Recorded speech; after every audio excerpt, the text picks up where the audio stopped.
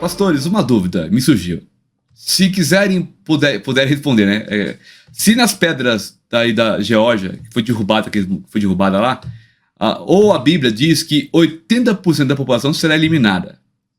A Bíblia não disse, não. A Bíblia diz que o cavaleiro, um dos cavalos, vai matar aí uma boa parte da população, mas não diz que é 80% não, tá? Como vamos ser arrebatados se tanta gente será morta?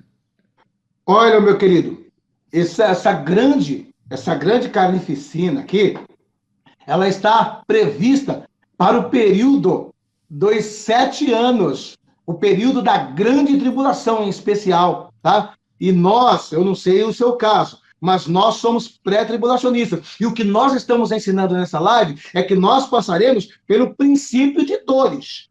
E essa questão aí, por exemplo, né, em que um dos cavaleiros elimina um quarto da Um quarto. população mundial, um quarto do mundo, é o cavaleiro amarelo. Porque nós entendemos o quê? Que os 4 cavaleiros de Apocalipse estão se referindo, primeiro, o cavaleiro branco é a entrada em cena do anticristo. Quando o anticristo ele entra no mundo, ele vai entrar propondo o quê? Paz. Ele vai entrar propondo o quê? Justiça, igualdade. É isso que ele vai estar propondo. Só que Deus vai mostrar que ele não tem todo esse controle e que ele não é capaz de oferecer paz ao mundo.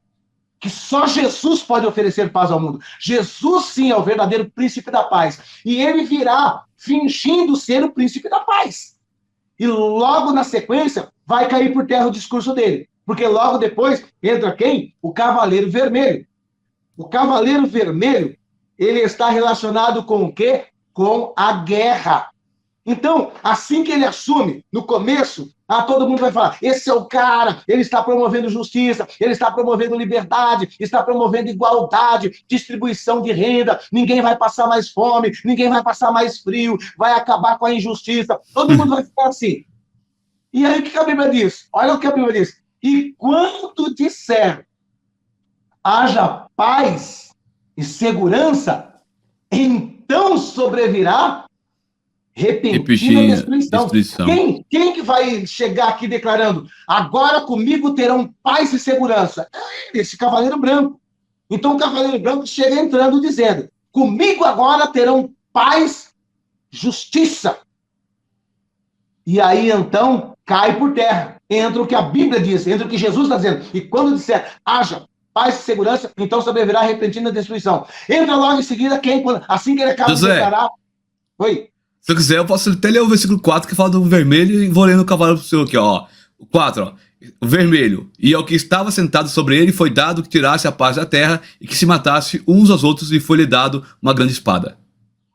Exatamente. Por que fala aí de espada? Espada fala de conflito, fala de guerra. Então, logo após ele declarar, comigo terão paz e segurança, logo vem a repentina destruição, que é o quê? Que começa a guerra. Porque como nós ensinamos, preste bem atenção, né? Não obstante de ter os 10 reinos que vão se entregar para o anticristo, vai ter 10 reinos que vão chegar e vão falar, toma, comanda, domina.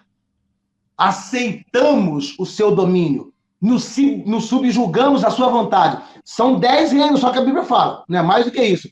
Então, ele vai lutar também para conquistar o restante do mundo, para conquistar outras nações. Ele não vai se conformar só com essas 10.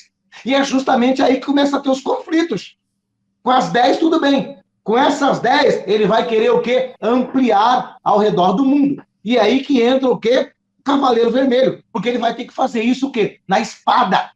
Vai ter que fazer isso na espada. Porque, como eu já expliquei para vocês aqui, não são todas as nações, todos os povos que vai se curvar à vontade dele. Uma boa parte do mundo vai. Mas outra boa parte do mundo vai entender que esse cara, ele é o anticristo. Principalmente os desviados que ficarem aqui. Porque vai ficar muitos desviados, né? Principalmente os judeus. Os judeus só vão entender quem é ele na metade dos 7 anos, né? Então, vem toda essa destruição. Então, haverá conflitos em vários cantos do mundo, porque ele vai querer ampliar o seu reino em todas as nações do mundo. E então entra em cena. E após esse cavaleiro aí, entra o qual? O cavaleiro preto, né, pastor Rodrigo? Pode ler o cavaleiro Isso. preto. Vamos lá. Olha o que diz aqui a irmã missionária Iraci. Os selos ainda não foram abertos, correto. Não, isso Não, que não nós foi estamos aberto, falando, não. irmãos. Isso que nós estamos falando, citando aqui, é depois do arrebatamento, né, pastor José? Confirmado? Exatamente. Vamos lá. Olha, e havendo aberto, tô lendo o versículo 5 do capítulo 6 de Apocalipse, tá, gente? E havendo aberto o terceiro selo, ouvi dizer o terceiro animal: vem e vê. E olhei, e eis um cavalo preto, e sobre ele estava sentado, e sobre ele, né, estava sentado, tinha uma balança em sua mão, tá? E eu ouvi uma voz no meio dos 4 animais que dizia: uma medida de trigo por um dinheiro, e 3 medidas de cevada por um dinheiro, e não danifiqueis o azeite e o vinho. Meu Deus, Amém. estamos vivendo, Pode falar, pastor. nós estamos vivendo assim hoje, não estamos vivendo a época dos cavaleiros, mas a sombra dele, irmão, você pode ver que estamos vivendo, né, pastor Josué? Já está sendo preparado a questão aí do cavaleiro preto também, porque todos esses cavaleiros aí, eles não estão ainda literalmente atuando, porém o cenário para cada um deles está sendo preparado. É a mesma coisa. Quando você vai entrar com um cavalo para a guerra, vamos voltando antigamente, quando eles iam para a guerra com soldado, antes de entrar na guerra, eles tinham que fazer o quê? Selar o cavalo, colocar ali o arreio, colocar tudo, as indumentárias, preparar o soldado, o cavalo, para ir para a guerra. Então, nós estamos vendo o cenário sendo preparado para os cavalos. Volta lá deixa aí no versículo 5, por gentileza, deixa bem no meio, que eu estou lendo aqui, junto com os inscritos aqui do canal, aqui, os que estão participando da live. Tá no Então, 5 já. veja bem aí, o verso 5 está dizendo assim: e havendo aberto o terceiro selo, ouvi dizer um animal: vem, veio e olhei, e eis um cavalo preto que estava sentado sobre ele, tinha uma balança. Ele estava com a balança, ele estava dizendo assim, ó, é eu que controlo a comida. Você está entendendo isso? A mensagem aqui da balança é essa: eu controlo a comida, é eu que vou pesar e liberar o que eu tenho que liberar para cada um. É literalmente isso. Você está entendendo? E por incrível que pareça, já existe um departamento da ONU que cuida da alimentação mundial. E é eles que vão querer interferir em lavouras, em plantação, em colheitas, vão centralizar tudo isso aí. Então o cavaleiro com a balança na mão está dizendo: é eu que controlo, é eu que vou pesar o que você vai comer. É eu que vou pesar aqui para falar quanto você vai levar de alimento para sua casa para essa semana ou para esse mês. Agora, nós vamos ver aí que vai haver uma caristia. Essa caristia é no propósito de gerar fome. Como é que é? Vai haver uma caristia. Passa para o versículo 6, pastor Rodrigo, e nós vamos falar sobre essa caristia que vai haver. Então, para gerar a fome, além dele estar com o controle do alimento na mão, é ele que vai pesar o que você vai comer, sim, é ele que vai pesar o que a tua casa vai receber de mantimento. Aqui nós vamos ver o quê? A caristia. E ouvi uma voz no meio dos 4 animais que dizia: uma medida de trigo por um dinheiro, e 3 medidas de cevada por um dinheiro. Então vamos entender aqui o que quer dizer isso aqui. Uma medida de trigo. O trigo é um alimento básico, bem dizer, para o mundo inteiro. Está relacionado com o pão, principalmente no Oriente Médio, né? Aqui, para nós no Brasil, a gente fala o arroz, né? Mas lá no Oriente é o pão. Vocês estão entendendo? Assim como está o arroz para nós aqui no Brasil, o arroz aqui para nós do Ocidente, lá no Oriente não é o arroz, é o pão. É o pão. Então está relacionado com o trigo.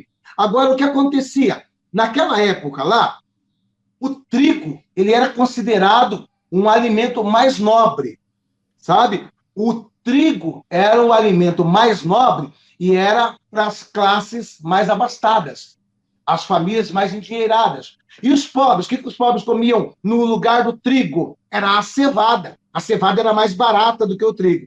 Então, seria como se fosse hoje, né? O pobrezinho, né? O pobrezinho, ele pega lá aquele arroz de segunda, né? O arroz tipo 2, né? O arroz tipo 2, né? Agora, quem tem dinheiro vai lá e pega o prato fino. Quanto está um prato fino hoje? R$30?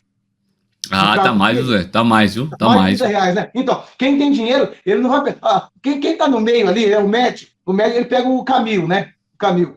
Um Camil tipo um, né? O Camil tipo um. Agora, o ricão, ele vai lá, ele pega o prato fino, que tá 30 e poucos reais, um pacote aí, né? Então, a mesma coisa é aí. O trigo era para os ricos. E os pobres comiam o quê? Cevada. O pão do rico era com trigo. O pão do mais pobrezinho era com cevada. Então, nós estamos vendo aí o quê? Uma medida de trigo. O que era uma medida de trigo? Uma medida de trigo era a quantia diária de alimento para uma pessoa. A medida de trigo era a quantia do alimento diário para uma pessoa. Agora, o que é um dinheiro? Um dinheiro era o salário diário de um trabalhador braçal. Era o salário mínimo naquela época. Então, vamos supor, hoje no Brasil, o salário mínimo é R$ 1.200, certo? Vamos Certo. supor aí, se a gente dividir isso aí por mês, vai dar o quê? Vamos supor, R$ 50 por dia. Vamos fazer um número redondo, vai? Então, quer dizer, um trabalhador comum no Brasil, ele ganha quanto? R$ 50 por dia. Ganha R$ 50 por dia. Então, aqui está mostrando o quê? Que o alimento mais granfino de um rico, que era 40. o trigo, ele custava um dia de um trabalhador comum. É um dinheiro. Um dinheiro é o trabalho de um dia de um servente de pedreiro, de um ajudante geral. Você está entendendo? Então, para um ajudante geral comer um dia o seu pão, ele gastaria o seu dia de trabalho. Certo?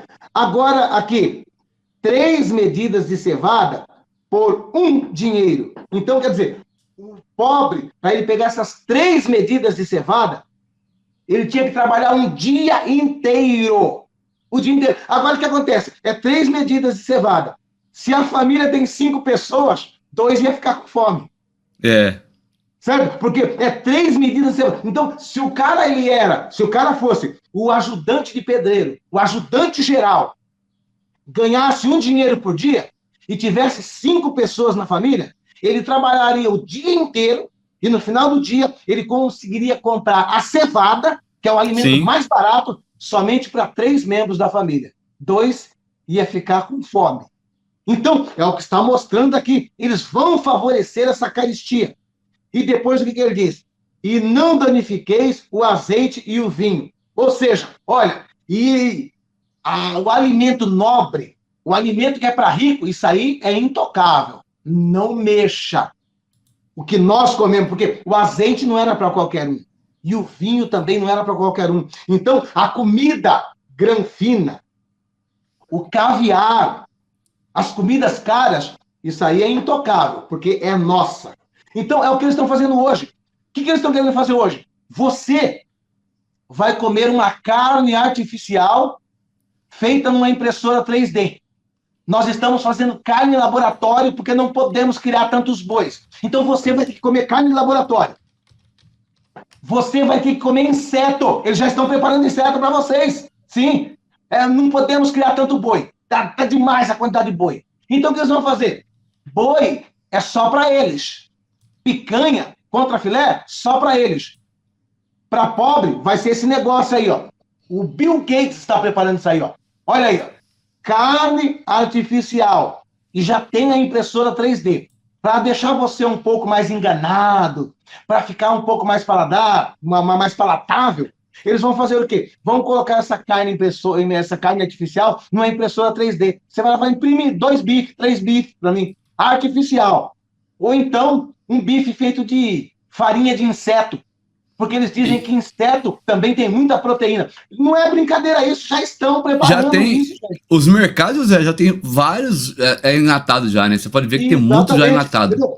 Então, tudo isso aí é o quê? Para gerar fome. Ou seja, nós vamos dar ração para os seres humanos. Nós comemos o azeite, nós bebemos o vinho, nós comemos a picanha. Agora, para vocês, é inseto, é carne artificial, de laboratório, esse negócio nojento, né? É para vocês. Para nós é intocável a nossa parte.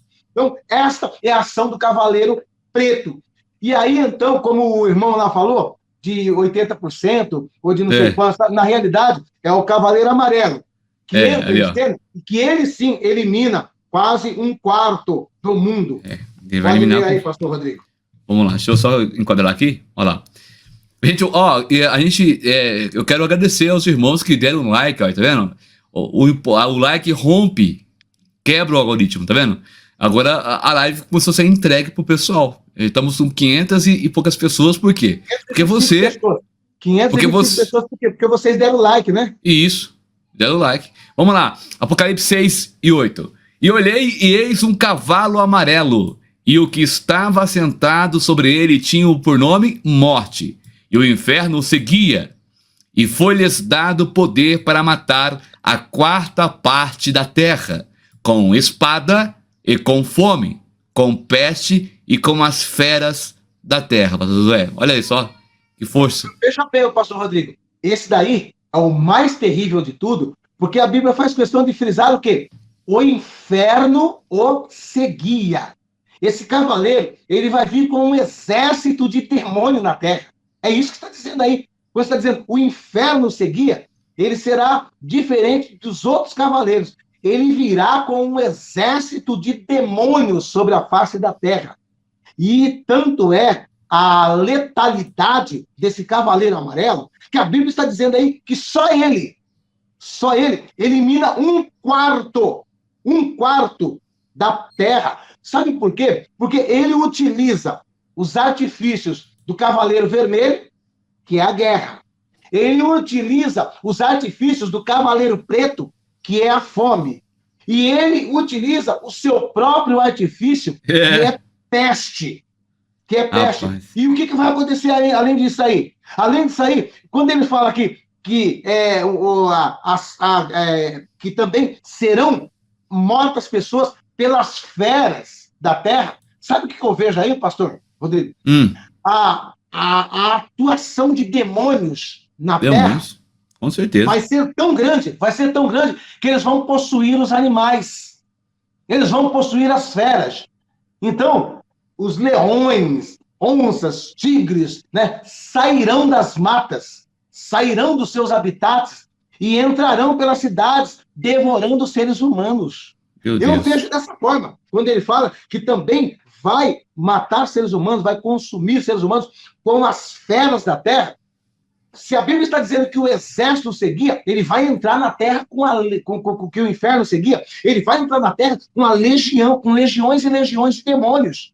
Então, automaticamente, vai ficar um clima de demônio na terra tão grande como nunca se viu antes, a ponto de os próprios animais, as próprias feras, serem possuídas por esses demônios e saírem eliminando seres humanos na face da terra. Então, com todas essas ações, que é a fome, que é a guerra, que é a peste, e utilizando das feras, e com todo esse exército de demônios, a Bíblia está dizendo que só ele, elimina a quarta parte da terra. Mas nós, como pré-tribulacionistas, acreditamos que nós, como igreja, não estaremos mais aqui, porque aqui já está o juízo de Deus. É juízo de Deus isso aqui, irmão. É juízo de Deus. O juízo de Deus não é para a igreja. É juízo isso aí. Pode falar, pastor Rodrigo. Só podia pegar o Brasil como exemplo e calcular para o irmão aí que perguntou, acho que foi o irmão Daniel Moura, perguntou assim, equivale o quê? Um quarto da Terra. Por exemplo, nós temos hoje no Brasil aqui, vamos pegar a população, né, mundial. Pode pegar até o mundo. O mundo ele está caminhando aí para quase 8 bilhões de seres humanos. 8 bilhões, certo? Correto. O mundo está caminhando para quase 8 bilhões. Então, se fosse com a população de hoje, vamos fazer uma conta redonda? Vamos supor que hoje o mundo já estivesse com 8 bilhões de seres humanos. É redondo. Esta passagem bíblica está dizendo que só esse cara aqui, eliminaria 2 bilhões de seres humanos. Meu Deus, é muita coisa. 2 bilhões de seres humanos, sabe o que seria 2 bilhões de seres humanos?